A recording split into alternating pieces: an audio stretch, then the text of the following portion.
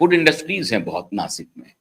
उस नासिक शहर में इस तरह का जघन्य खेल चल रहा था।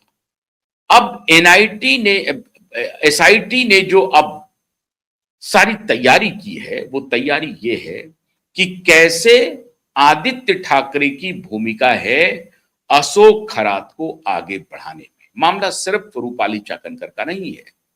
रूपाली चाकनकर के अलावा और कितनी महिलाएं हैं इस गैंग में, कितनी लड़कियां हैं इस गैंग में। अकेले रूपाली चाकनकर ये काम नहीं कर सकती होंगी। रूपाली चाकनकर के सामने जाहिर है उनकी कोई टीम होगी जो महिलाओं को लाती होंगी, रूपाली चाकनकर से मुलाकात करवाती होंगी, फिर रूपाली चाकनकर उनको अशोक खरात के पास भेजती होंगी।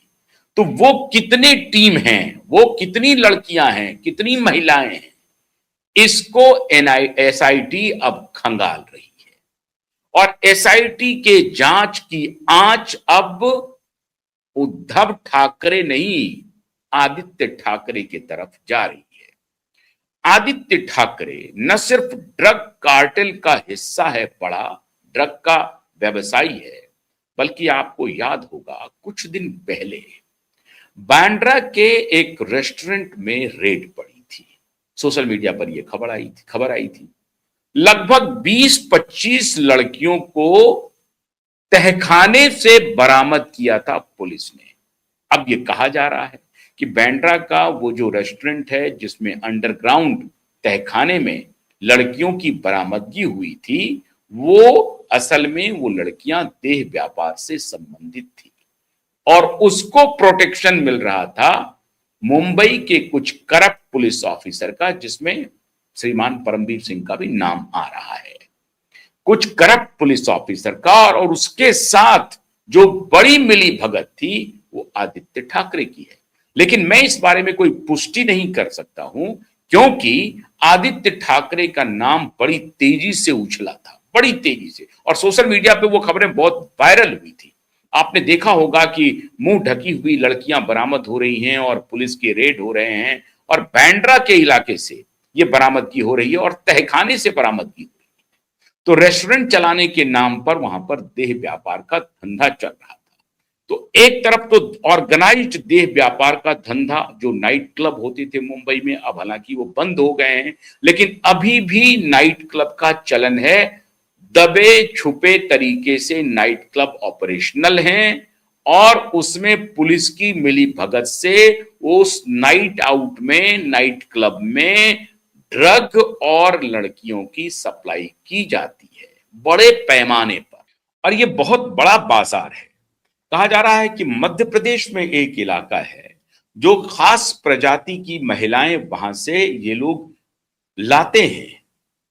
वो जो ट्राइबल महिलाएं हैं उनको फंसा करके, बहला करके, फुसला करके ये अपने यहां लाते हैं और देह व्यापार के धंधे में झोंकते हैं। और ये जानकारी मुझे तो फर्स्ट हैंड मुंबई पुलिस के कुछ ईमानदार अफसर ने दी कि ये बहुत पहले से, और ये मामला ये अरुण गबली, हाजी मस्तान के जमाने से चलता आ रहा है।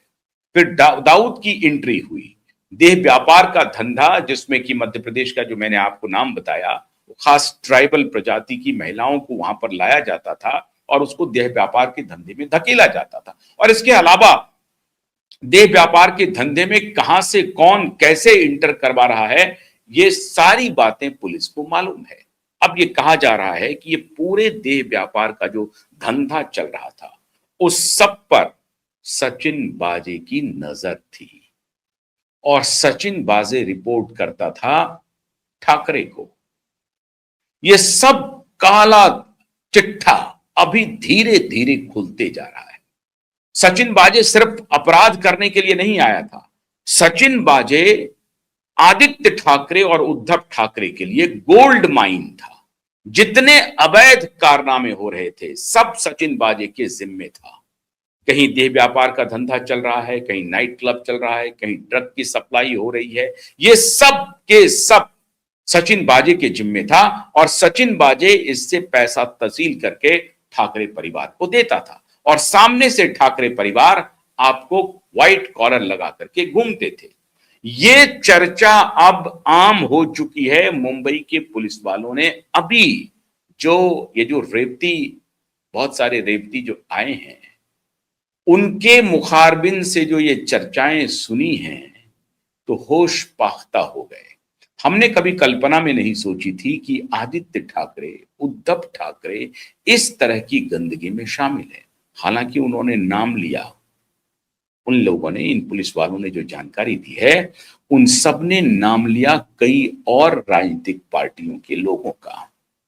बड़ी बड़ी राजनीतिक पार्टियों के लोग हैं उसमें, एनसीपी के भी लोग हैं, कांग्रेस पार्टी के लोग हैं बड़े पैमाने पर, और छिटपुट तरीके से कहीं कहीं बीजेपी के भी लोगों की संलिप्तता पाई गई है।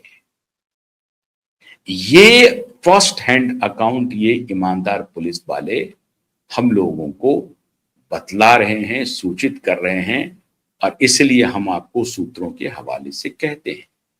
लेकिन पंच लाइन ये है कि एसआईटी और ईडी की जांच अशोक खरात और रूपाली चाकनकर के रिश्ते के मामले में अब सीधा पहुंच रहा है कहां? आदित्य ठाकरे के पास।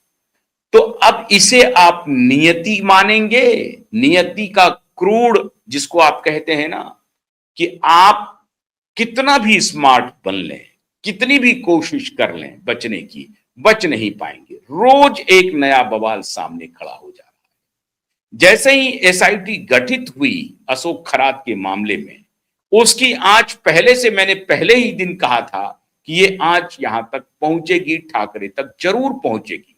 अब इनके तरफ से कवायद शुरू हो गई है कि जैसे दिशा सालियान के केस को इतने दिन तक वो भटकाते रहे हैं, यहां भी भटकाने की कोशिश होगी।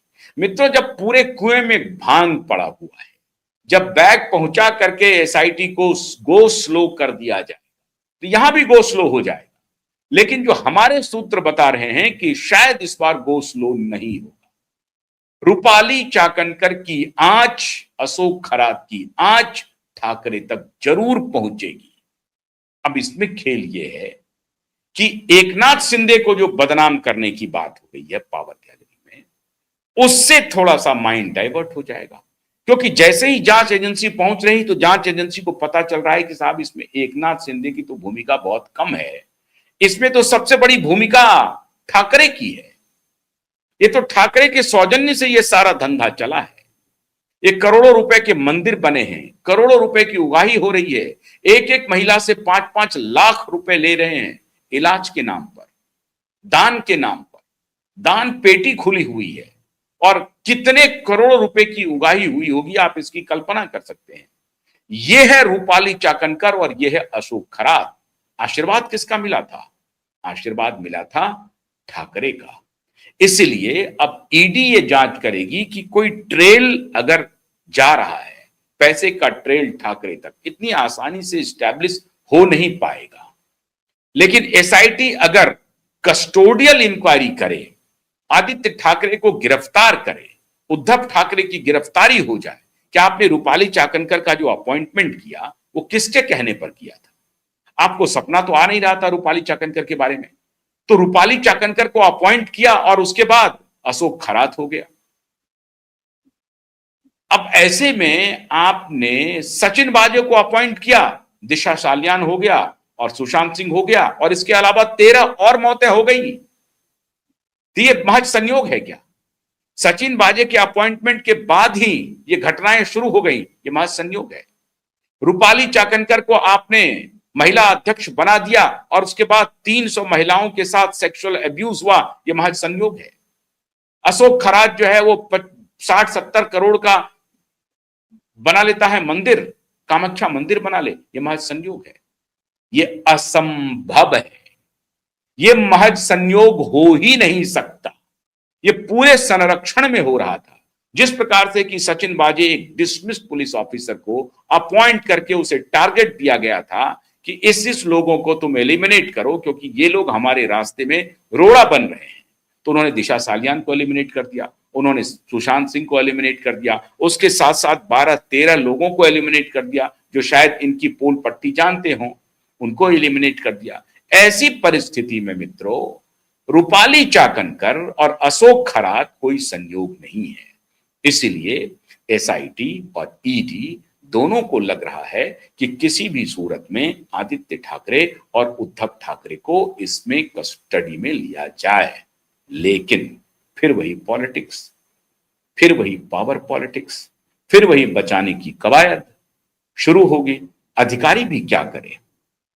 विश्वस्त सूत्र हमें बता रहे हैं कि अधिकारी चाहते हैं कि इस केस में कस्टडी में लिया जाए, आदित्य ठाकरे को हवालात में लिया जाए, उद्धव ठाकरे को गिरफ्तार किया जाए, लेकिन कोई गिरफ्तार करने दे तो ना। खैर, देखते हैं अधिकारी का ईमान कितना मजबूत है और किस हद तक वो कार्रवाई कर पाते हैं। लेकिन एक बात तो तय है, प्रकृति अपना न्याय लेकर रहेगी। ये बात फिर साबित हो गई। यकायक अशोक करात का, रूपाली चाकनकर का इशू कैसे आ गया सामने, और फिर ये एक के बाद एक तार खुलने लगे। खैर, कुछ देर के बाद एक और विस्फोटक जानकारी लेकर के आ रहा हूं, तब तक इंतजार कीजिए। नमस्कार।